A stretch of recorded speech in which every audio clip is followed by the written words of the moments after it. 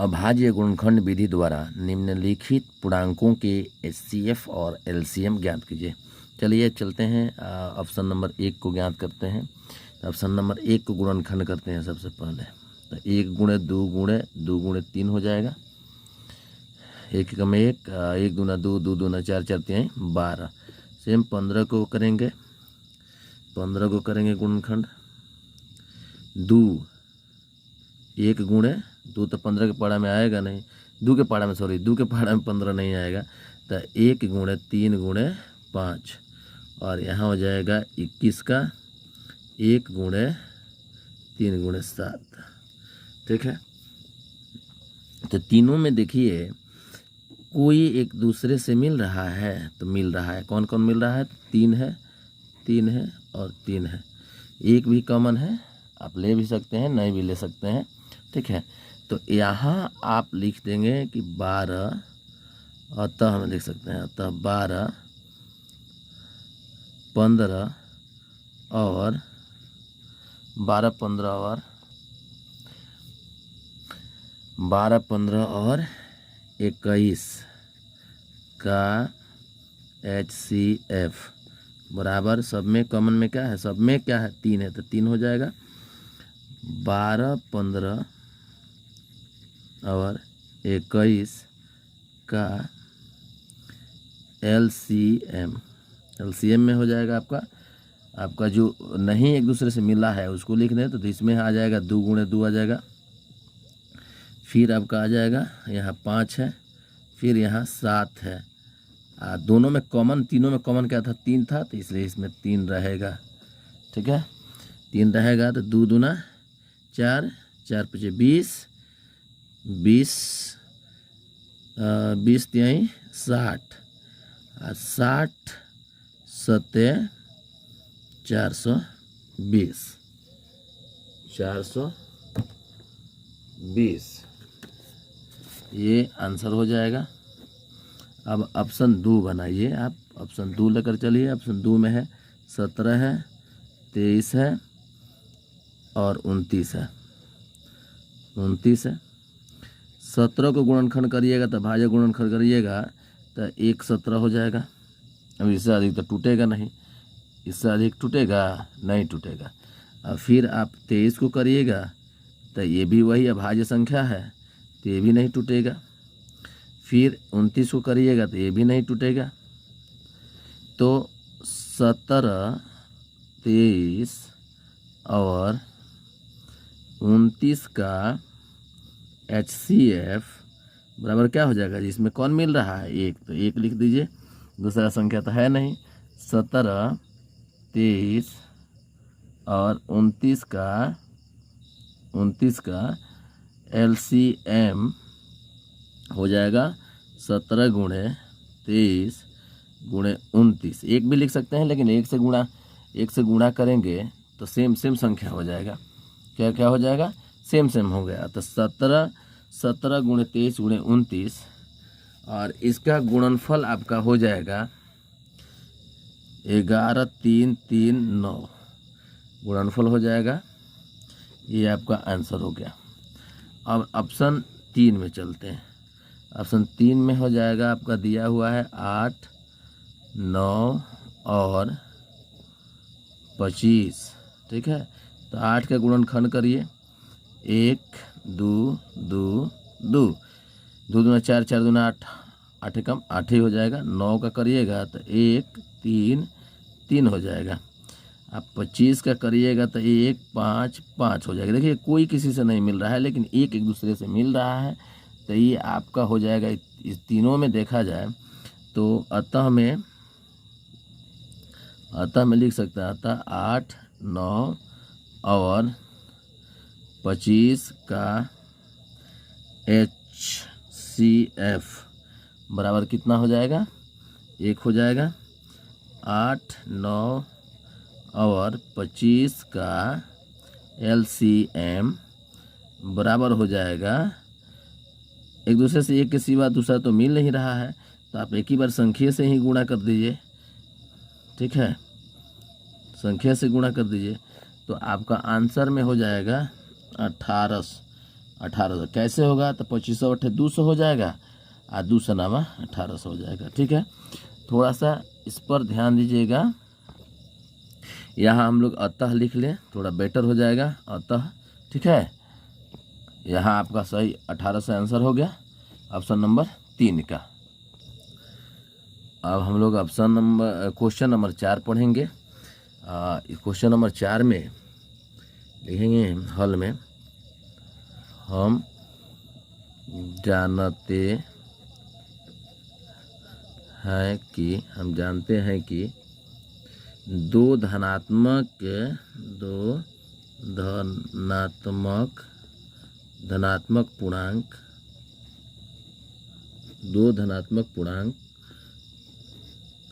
पूर्णांकों के लिए, ठीक है, दो धनात्मक पूर्णांकों के लिए, और यहाँ हम चलेंगे दो संख्याओं का गुणनफल, दो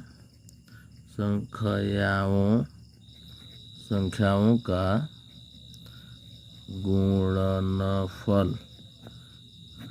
गुणनफल बराबर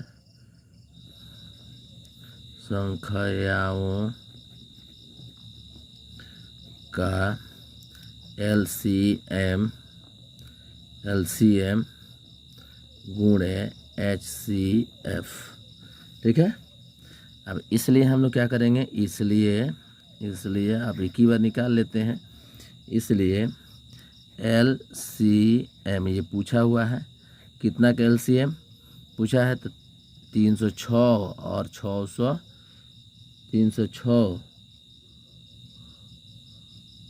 306 और 657 है।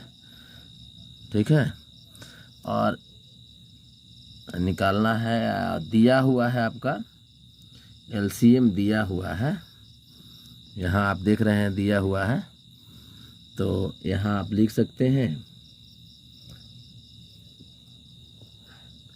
दोनों संख्याओं का गुणनफल, यानी 306 गुणे 657 बटा HCF 306 और 657। ठीक है, और ये अभी संख्या का गुणा करने के बाद हमें क्या प्राप्त मिलता है, हमें मिलता है 20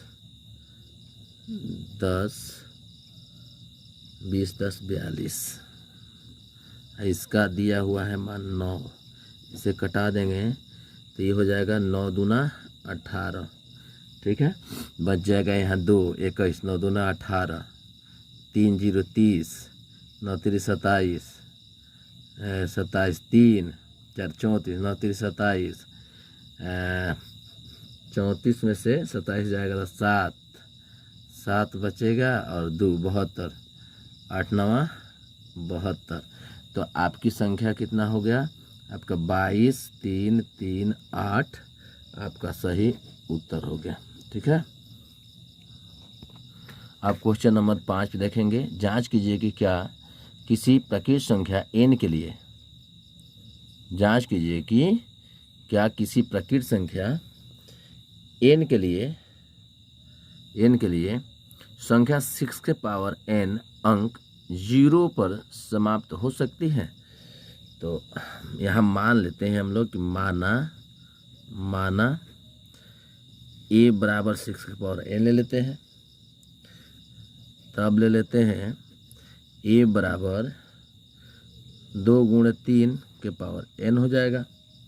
ठीक है, तब इसको तोड़ेंगे तो 2n हो जाएगा और गुणे 3n हो जाएगा। यहाँ हम लिख सकते हैं, यहाँ 2 और 3 अभाज्य संख्याएं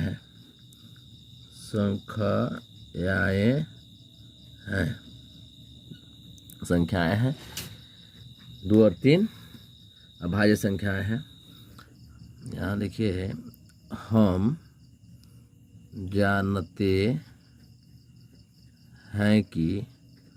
जानते हैं कि किसी संख्या का अंत शून्य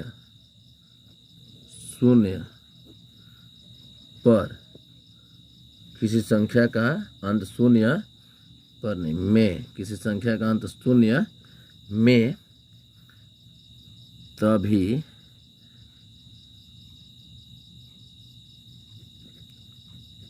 होता है जब 2 और 5 के धनात्मक घात, 2 और 5 की धनात्मक घात इसके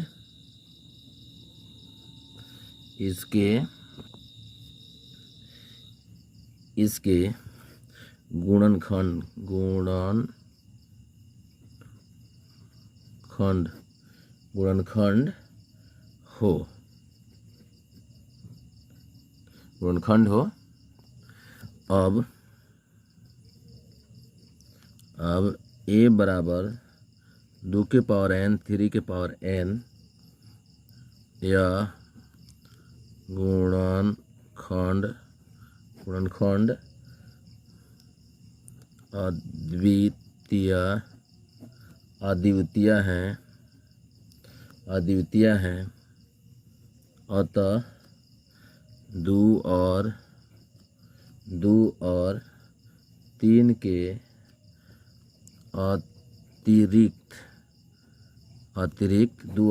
अतिरिक्त कोई दूसरी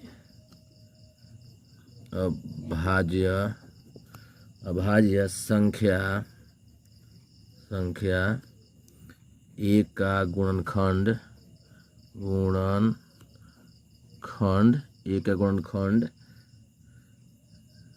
नहीं हो सकता है। अतः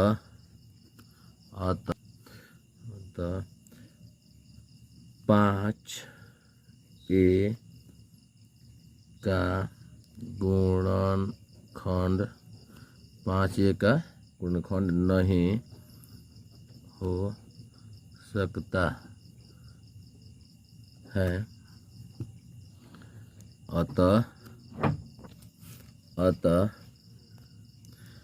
6 के पावर n का अंत शून्य में नहीं हो सकता है, अर्थात 6 के पावर n का शून्य नहीं है। ठीक है।